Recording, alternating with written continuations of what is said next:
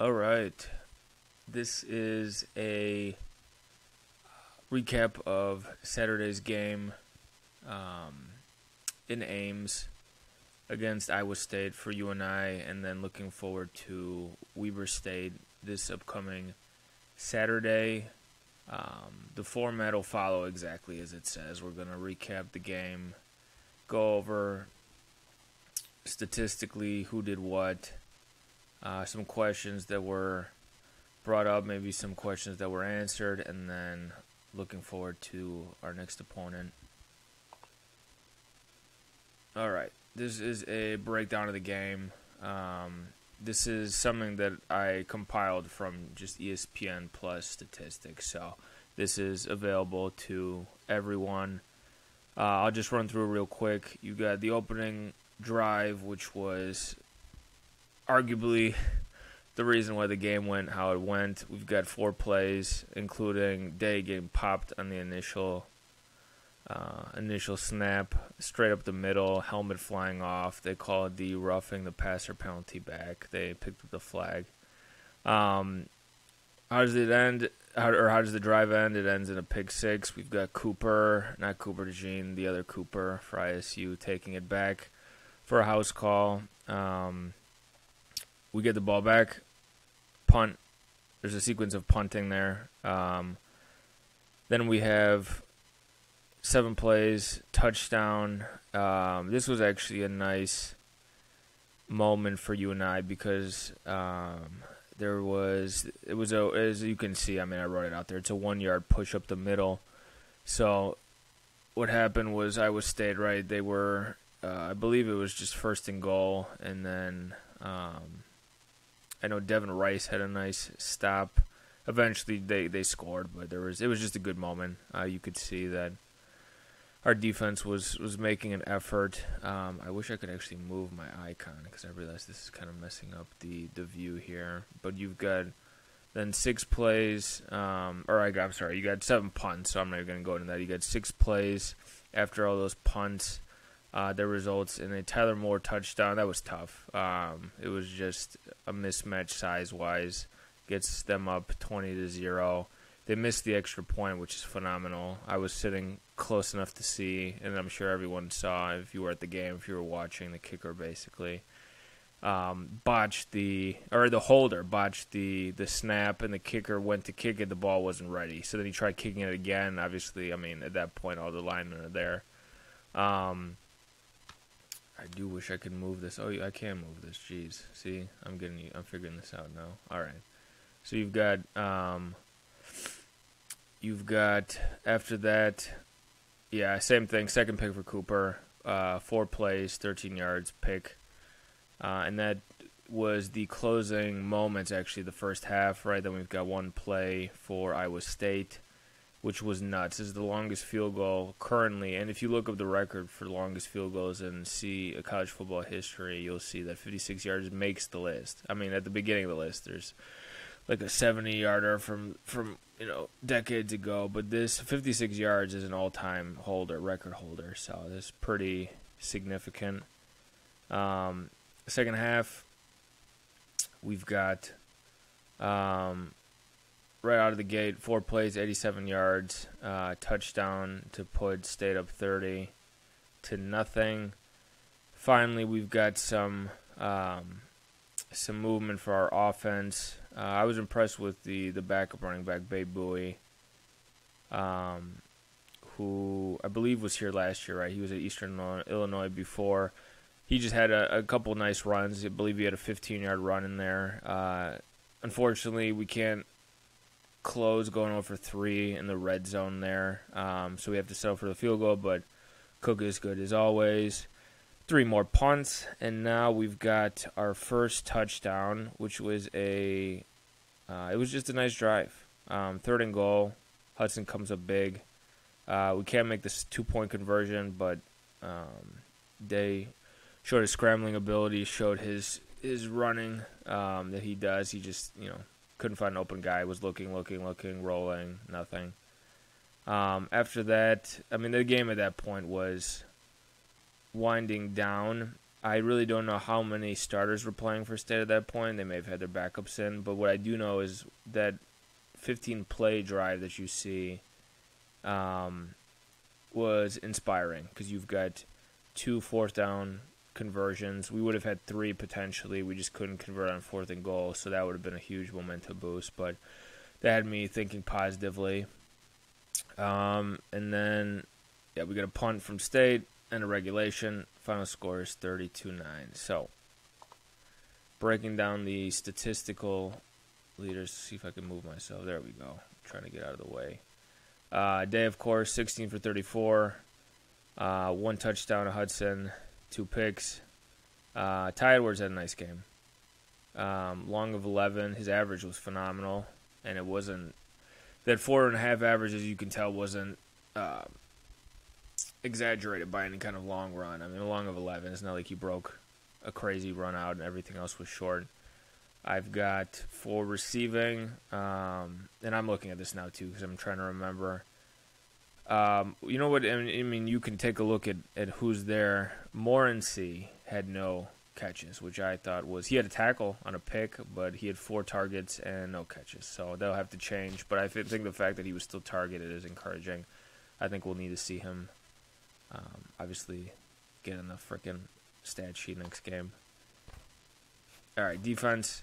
Calhoun led everyone. But as you can tell, there were a lot of other solid performers. Galvin's name was going through the speakers a lot. The announcer was bringing his name up. He got injured at some point in the first half. I believe he came back, but I know he was down for a little bit. You can take a look at everyone else there. I mean, you've got a nice mixture. I'll touch on the new defensive backs, but to see Thomas and Staley, I believe, right, is how you pronounce it, have over 5 tackles, 3 by themselves. That's encouraging, obviously. All right, so how bad was Day, actually? I don't think he was that bad. I think that's maybe a controversial take, but I think, as I put there, Coach Farley mentioned how significant that first drive was, what does that do for your confidence and your initial drive to get rocked, helmet flying off, then have a pick thrown, then later in the game, when you're getting some momentum, and have a pick thrown to the same dude, if you remember, right, because Cooper had 2 picks, so...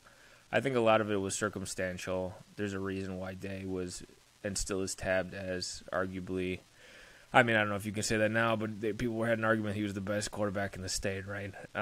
Especially after how maybe some other quarterbacks looked on Saturday.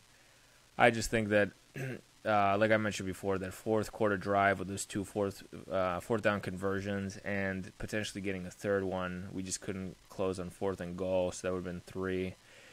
I feel confident, and I think that this is just a product of the size mismatch of Iowa State and just getting used to a new season.